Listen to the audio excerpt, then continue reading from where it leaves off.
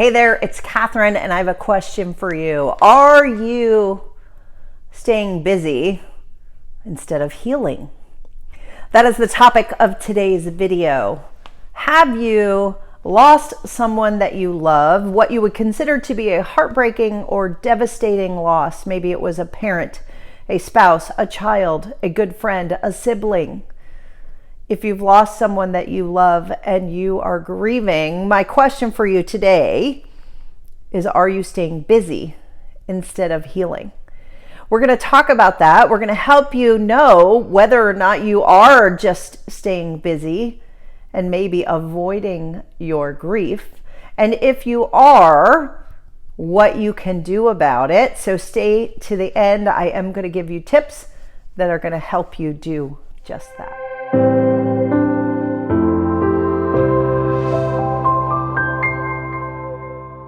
So my name is Catherine McNulty, and I am a grief coach and educator. I have been grieving the loss of my son for the last 15 years, my father the last couple of years, and I've been coaching individuals who have lost spouses, parents, children, dear friends, siblings for the last 10 years.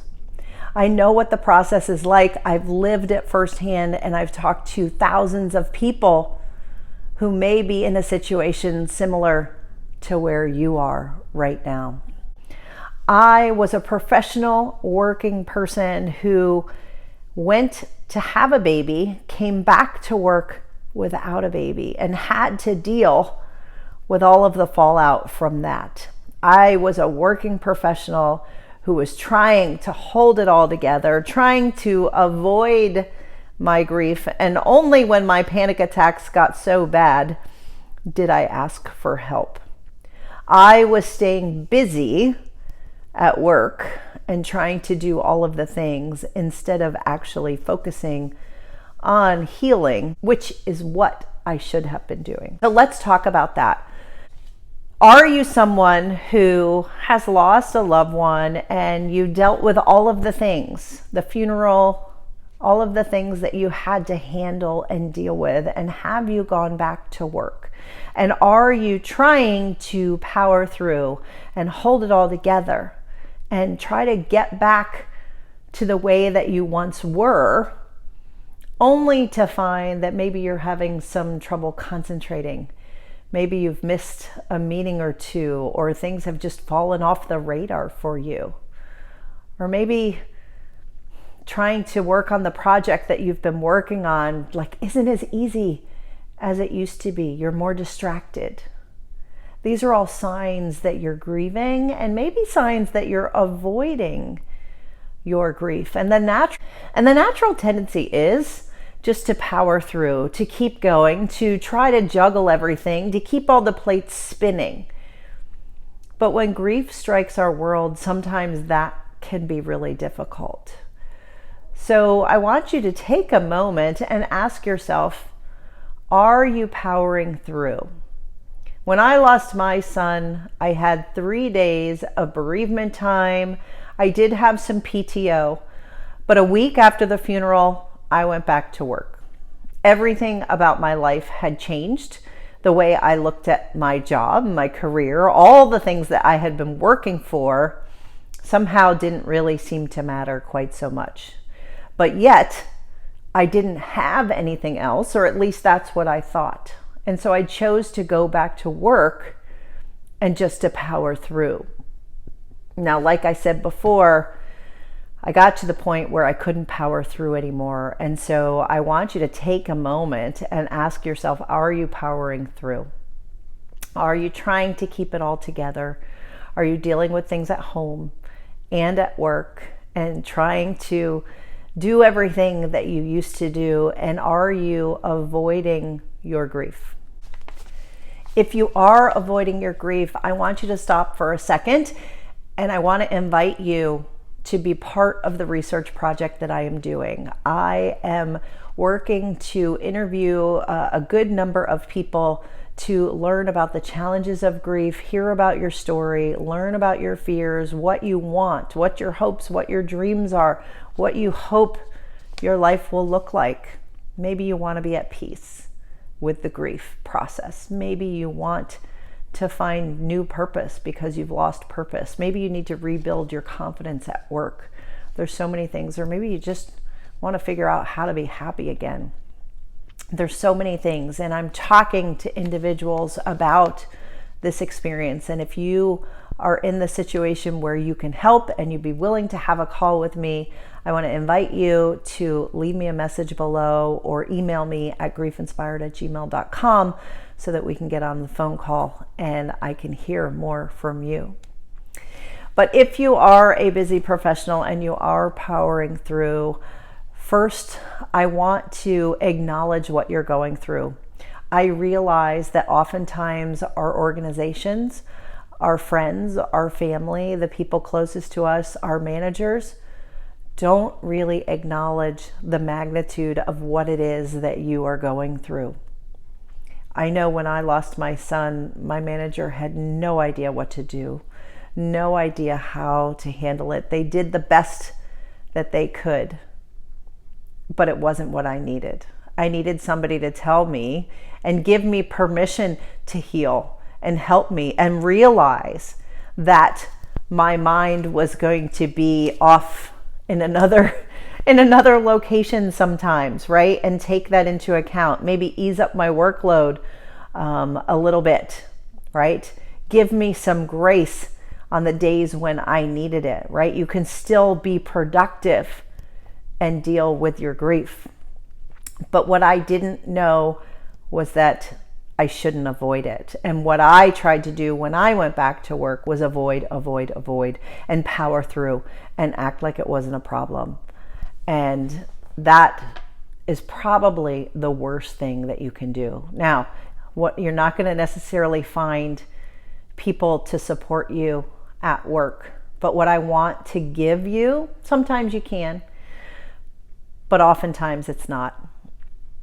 I want to give you permission to grieve, permission to know that you are still the strong, confident, capable person that has created the level of success that you already have in your life. And that this is a challenging time for you. This will likely be one of the biggest challenges. I've been through a divorce. That was challenging. But grieving my son was far more difficult, and I never gave it the credit that I should.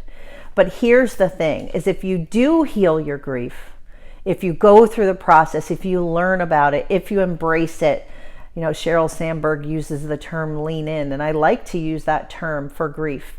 Lean into your grief. Look at it, get curious about it, see how it's showing up, and see what it means for you. And if you can do that, you will be surprised with what you find. You will heal in a whole new way. You will find new meaning and purpose for what you do at work and at home. And I think that's a good thing. You'll just look at things differently. And you'll be able to integrate grief into your life. And if you are a manager, it's going to make you a better manager. If you are an employee who goes ahead and deals with your grief, you will likely be a better employee because you'll be kinder. You'll be more aware of what's going on. If you're in sales or working with customers, you'll be more empathetic. You'll be able to understand them more.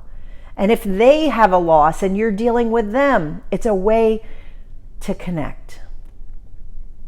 There is so much value that can come from going through the grief process. Is it terrible?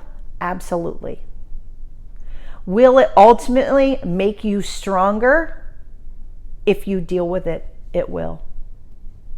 Like I said, it was 15 years ago since I lost my son. My life has changed dramatically, but I would argue that I've been a better employee. I've been a better colleague. I've been less competitive, more compassionate. Not to say that I haven't wanted to be as successful as I was before. That doesn't go away. That's inherent in who I am.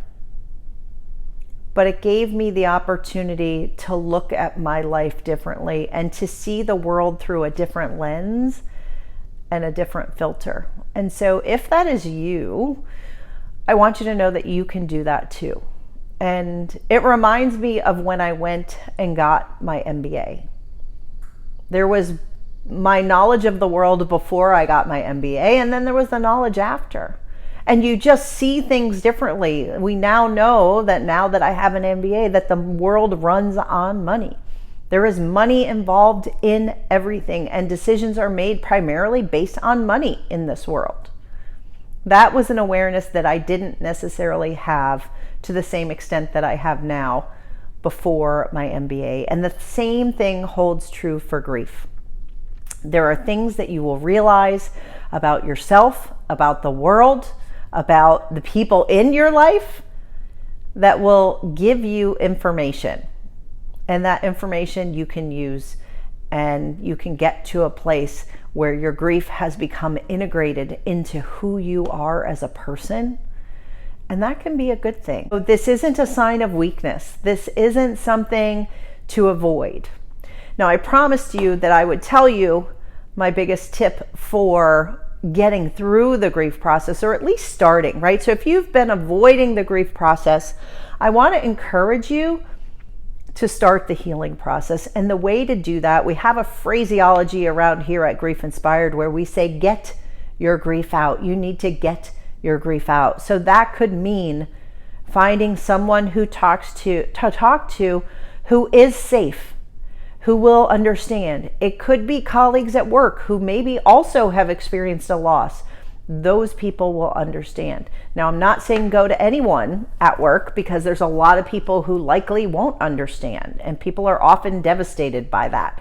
That is the reality. If someone hasn't been through a deep and devastating loss like yours, they're not going to be able to understand. They just don't have that frame of reference. They don't have the filter that you now have on the world.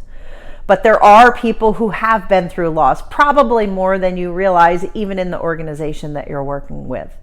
But you can find friends and family members who maybe do understand. You can find a coach like me. You can go to a therapist.